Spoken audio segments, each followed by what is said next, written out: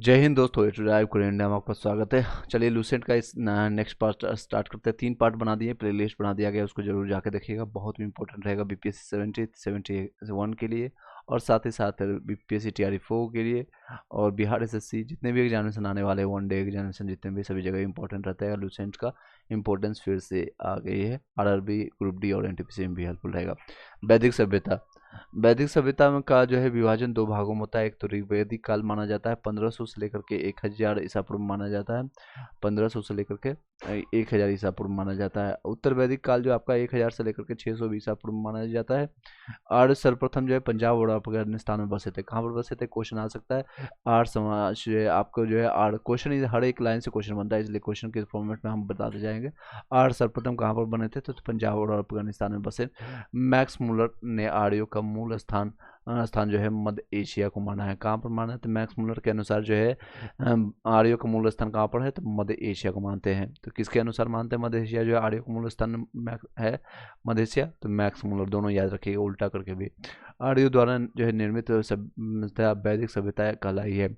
आर्यों द्वारा विकसित सभ्यता जो है ग्रामीण सभ्यता थी। क्वेश्चन आ सकता है, आर्यों द्वारा जो है सभ्यता, आर्यों हालांकि खुद को श्रेष्ठ मानते थे, खुद को श्रेष्ठ माना जाता है, लेकिन इसका जो सभ्यता ग्रामीण सभ्यता थी।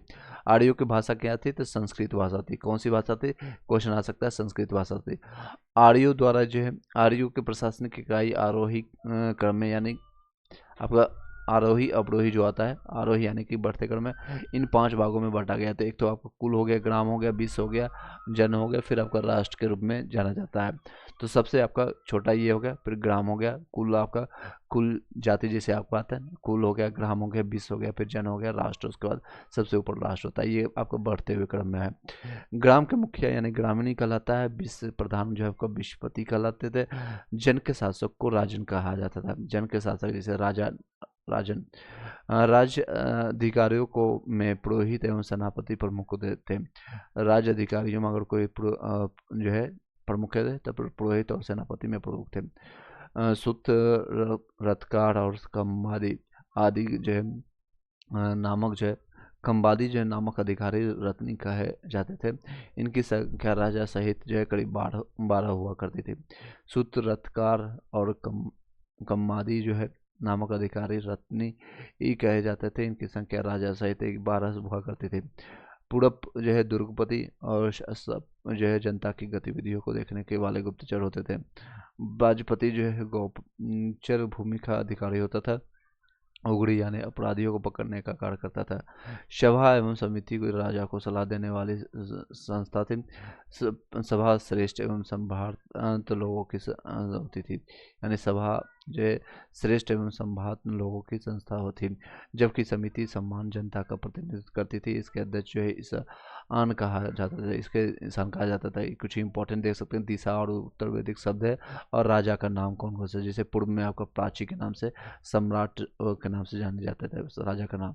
पश्चिम में प्रतिजी होते थे, ये सौराष्ट्र के नाम से जाते हैं। उत्तर में उदयजी, ये विराट के नाम से जाने जाते थे। मध्य आपका दक्षिण में राजा भोज के रूप में जानते थे।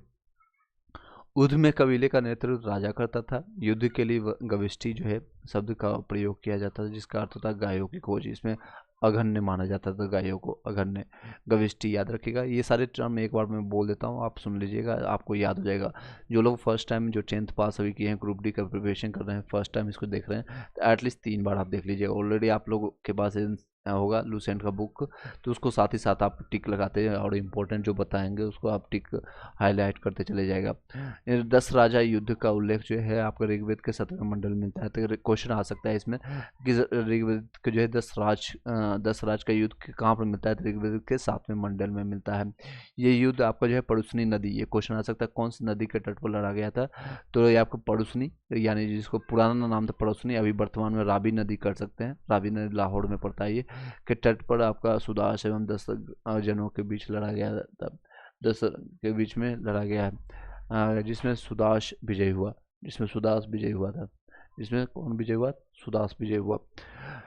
ऋग्वेदी समाज 4 वर्णों में विभक्त था। ये वर्ण थे ब्राह्मण, क्षत्रिय, वैश्य और शूद्र थे। ये विभाजन व्यवसाय पर आधारित था। देख सकते हैं ये क्वेश्चन था, बार बार आता है ऋग्वेद में, जो है वर्णों का विभाजन किस आधार पर होता है, तो व्यवसाय जैसे आप काम करते हैं उस आधार पर आपका विभाजन होता है।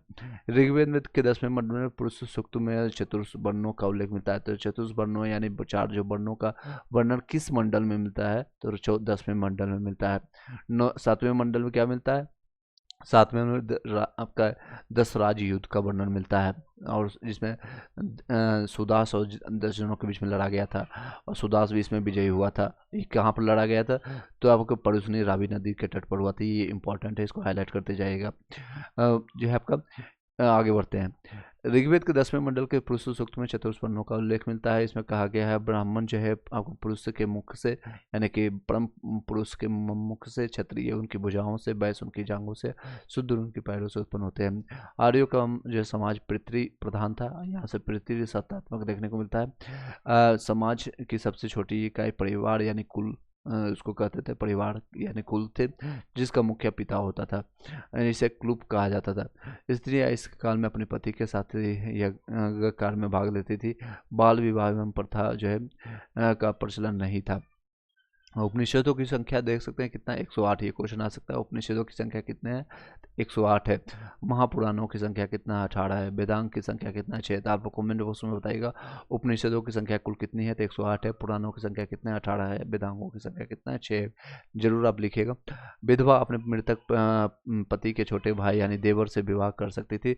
स्त्रियां शिक्षा ग्रहण करती थी। ऋग्वेद में लोपा, मुद्रा, घोषाण, सिक्ता, आप्लम एवं विश्वास जैसी विदुषी स्त्रियां वर्णनते हैं। जीवन भर अविवाहित रहने वाली महिलाओं को अमाजू कहा जाता था। जिसे जीवन भर अमाजू यानी जिनका विवाह नहीं होता था या विवाह नहीं करती थी जीवन भर भी आपको महिलाएं, तो उसको क्या कहते थे, अमाजू कहते थे, याद रखिएगा। आर्यों का मुख्य पेयजल क्या है, आपका सोमरस। इसका जो है सोमरस यानी जो दारू वारू होता है, ये वनस्पति से बनाया जाता था। ये आपको जो है सोमरस काफ़ी हेल्पफुल रहता था, यानी कि इन द सेंस कि आपको शरीर के लिए काफ़ी हेल्पफुल रहता था। आर्य जो है मुख्यतः 3 प्रकार के व्यवसाय करते थे। ये पहले तो आपका आपका वाश रहते थे, आपका अधिवास रहते थे, या उसीन के नाम से जानते हैं। अंदर पहनने वाले कपड़े को नीवी कहा जाता था। आर्यों के मनोरंजन के लिए जो है मुख्य साधन थे संगीत यानी रंग, और दौड़, घुड़दौड़, या फिर धुर्त कीड़ा के नाम से जानते थे। नेक्स्ट को आपका चलते हैं। आर्यों का मुख्य व्यवसाय आपका पशुपालन और कृषि था। कौन सा था, पशुपालन और कृषि था। गाय को अगण्य यानी ना मारे जाने वाले पशु की श्रेणी में रखा गया है। गाय की हत्या करने वाले या उसे घायल करने वाले के लिए वेदों में मृत्यु दंड अथवा देश से निकालने की व्यवस्था की गई थी। याद रखिएगा ये सारी चीज़ें।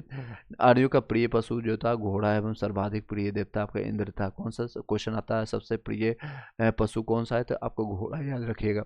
और सर्वाधिक प्रिय देवता कौन है, तो इंद्र आपको मिलता है। आर्यों का जो है द्वारा खोजी गई धातु कौन सा थी, तो लोहा था। आर्यों के द्वारा खोजी गई धातु कौन सी थी, तो लोहा था, जिसे श्याम आयुष कहा जाता था। श्याम, जिसे श्याम राधा श्याम नहीं बल्कि ये आपका श्याम आयस का कहा जाता था।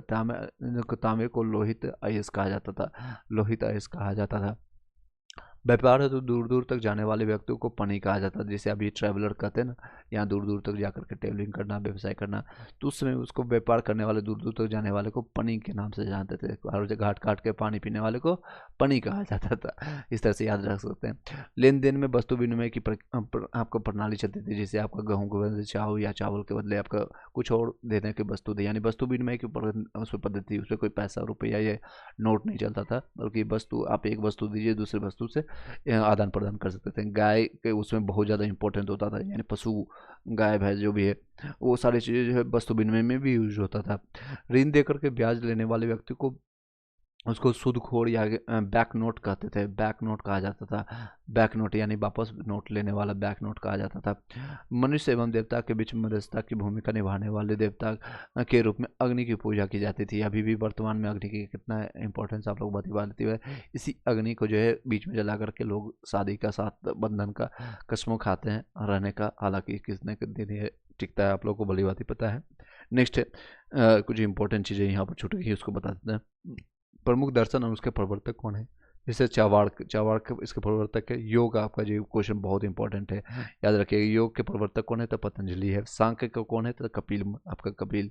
न्याय के कौन है? तो गौतम। न्याय के कौन है? पूर्व मीमांसा आपका जैमिनी। उत्तर मीमांसा आपका बादरायन। और वैशेषिक आपका जो है कनाद और उलूक के द्वारा है। ये आपका इंपॉर्टेंट है। फिर से बताते हैं, चावार्क, चावाक के द्वारा, ये याद ही हो रहेगा। योग पतंजलि ये मल्टीपल टाइम आ चुका है। सांख्य किसके द्वारा है? तो कपिल के द्वारा है। न्याय आपका गौतम के द्वारा, और पूर्व मीमांसा आपका जैमिनी के द्वारा, उत्तर मीमांसा आपका बाद नारायण के द्वारा है। चलिए नेक्स्ट है ऋग्वेदिक और उसके नदियाँ, जो पहले आपका प्राचीन नाम और वर्तमान का नाम, ये क्वेश्चन पूछा जाता है। कुर्भ के नाम से, जैसे कुर्रम के नाम से जाना जाता है। कुभा आपका काबुल के नाम से जानता है। बितस्ता झेलम नदी है आपका। आस्की उसका अभी वर्तमान नाम चिनाब है। पड़ुसनी ये बहुत इंपॉर्टेंट है, जिसका अभी वर्तमान नाम रावी है। सतुद्री सतलज, सतुद्री सतलज, बिपाशा व्यास, सदा नीरा गंडक, और दृश्य स्त्री का घर, गोमती आपका गोमल, और सुवस्ती स्वात के नाम से जाना जाता है। ऋग्वेद में उल्लिखित सभी नदियों में सरस्वती जो है सबसे महत्वपूर्ण एवं पवित्र मानी जाती थी। ऋग्वेद में गंगा और यमुना का उल्लेख सिर्फ एक बार हुआ है। गंगा, और देख सकते हैं जो अभी पवित्र नदी मानी जाती है, ऋग्वेद में सिर्फ एक बार इसका उल्लेख मिलता है। सबसे पवित्र जो है आपका ये मानी जाती है सरस्वती, जो कि वर्तमान में भी नहीं है, विलुप्त हो चुके हैं। उत्तर वैदिक काल में जो है इंद्र के स्थान पर प्रजापति, यानी जो प्रजापति भी है भगवान शिव के रूप माने जाते हैं। सर्वाधिक प्रिय देवता हो गए थे प्रजापति। किसके? प्रजापति, प्रजा के पति, यानी शिव को मानते थे, यानी कि यह स्थान रखते सर्वाधिक प्रिय थे। उत्तर वैदिक काल में राजा जो है क्या राज्याभिषेक के समय राज सूर्य यज्ञ का राजसी यज्ञ, जिसे आपका राजा राम का आपने सुना होगा। राजसी और यज्ञ में क्या होता है कि एक घोड़े को जो है एक श्वेत घोड़े को बांध करके छोड़ दिया जाता था, और वो घोड़ा जहाँ तक चढ़ता था, जहाँ जाता था, वो उसका क्षेत्र हुआ जाता है। अगर कोई रोकेगा तो उससे युद्ध करना पड़ता था। राजसी का अनुष्ठान किया जाता था। उत्तर वैदिक काल में जो है स्वर्ण व्यवसाय की बजाय जन्म के आधार पर निर्धारित होने लगा। यहीं से आपका कुरीतियाँ स्टार्ट हो गई थी, यानी जन्म के आधार पर ब्राह्मण का बच्चा ब्राह्मण, इस तरह से स्टार्ट हो गया था। उत्तर वैदिक काल में हल को सीरा और हल रेखा को सीता कहा जाता था। उत्तर वैदिक काल में निष्क और सतनाम सूत्र की इकाइयाँ थी, लेकिन इस काल में किसी भी खास वर्ड आकृति या मूल्य के सिक्के के चलन का कोई प्रमाण नहीं मिलता है।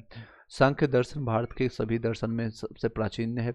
इसके अनुसार मूल तत्व 25 है, जिसमें प्रकृति आपका पहला तत्व है। सत्यमेव जयते आपको मुंडको उपनिषद से लिया गया है। ये बहुत इंपॉर्टेंट है, याद रखिएगा, बहुत बार रिपीट हुआ है।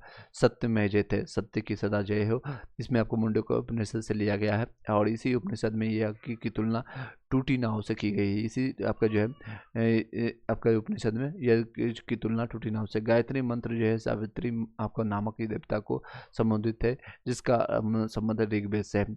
उत्तर वैदिक काल में कौशाम्बी नगर में प्रथम आपका पक्की ईंटों का प्रयोग किया गया है। महाकाव्य जो दो है, एक तो महाभारत है, एक रामायण के रूप में जाना जाता है। महाकाव्य जिसको बहुत बड़ा मतलब कि एक लिखी हुई कवि रहता है, कहानियाँ। महाभारत का पुराना नाम जिसका जय संहिता के नाम से जाना जाता है, ये भी याद रखिएगा, पुराना नाम क्या है? जय संहिता के नाम से जानता है। ये विश्व का सबसे बड़ा महाकाव्य है। गोत्र जो है नामक संस्था का जन्म आपका जो है आपका उत्तर वैदिक काल में होता है। गोत्र, कौन सा गोत्र आपका बताइएगा कॉमेंट बॉक्स में। ये लास्ट रहेगा आप इस वीडियो का। उत्तर वैदिक आपका देवता कौन है? इंद्र जो है युद्ध और युद्ध का नेता एवं वर्षा का देवता होता था। अग्नि देवता एवं मनुष्य के बीच में मध्यस्थता करने के लिए जो होता है। और वरुण आपका जो है पृथ्वी एवं सूर्य के निर्माता, समुद्र का देवता। और वरुण विश्व के नियामक एवं शासक के रूप में जानते हैं। सत्य का प्रतीक भी मानते हैं। ऋतु परिवर्तन एवं दिन रात का कर्ता के रूप में जानते हैं। घऊ के रूप में आकाश का देवता यानी सबसे प्राचीन होता है। सोम जो है वनस्पति देवता के नाम से जानते हैं। वनस्पति जितने भी वनस्पति आपको मिलता है, यहाँ जितने भी आयुर्वेद का सारी चीज़ें यहीं से मिलता है। और उषा यानी प्रकृति एवं उत्थान देवता मानते हैं। अश्वनी आपको विपत्तियों को हारने वाला देवता है। पूषण आपका पशुओं का देवता के रूप में। विष्णु आपका विश्व के संरक्षक एवं पालक हर्ता के रूप में जानते हैं। मरुत आपको आंधी तूफान का देवता मानते हैं। चलिए नेक्स्ट वीडियो में आपको महाजनों पदों का उदय और इससे संबंधित हम बताएंगे, ये भी इंपॉर्टेंट रहेगा।